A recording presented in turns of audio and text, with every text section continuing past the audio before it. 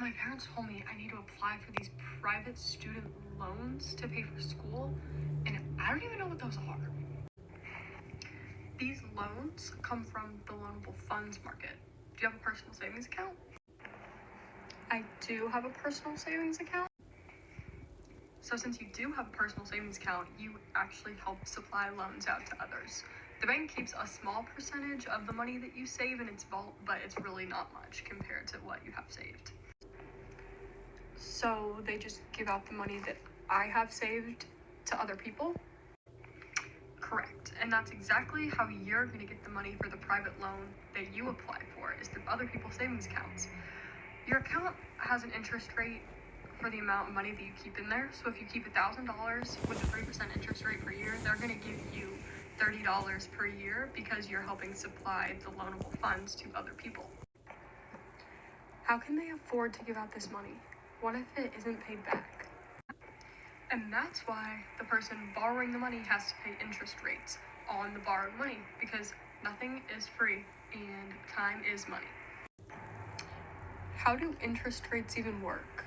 How much extra money will I be paying over this time with these interest rates?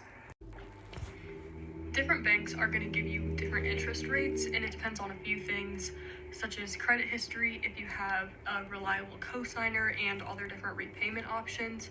So this is just an example. If you were to take out a $20,000 loan with a 10% interest rate, and you want to pay that back in 10 years, that would be $264.30 a month for those 10 years.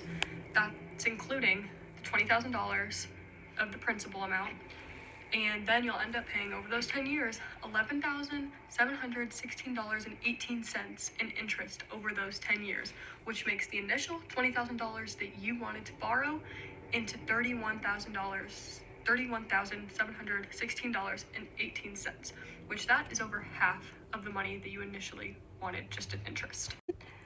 That is over half of the money that I needed in the first place.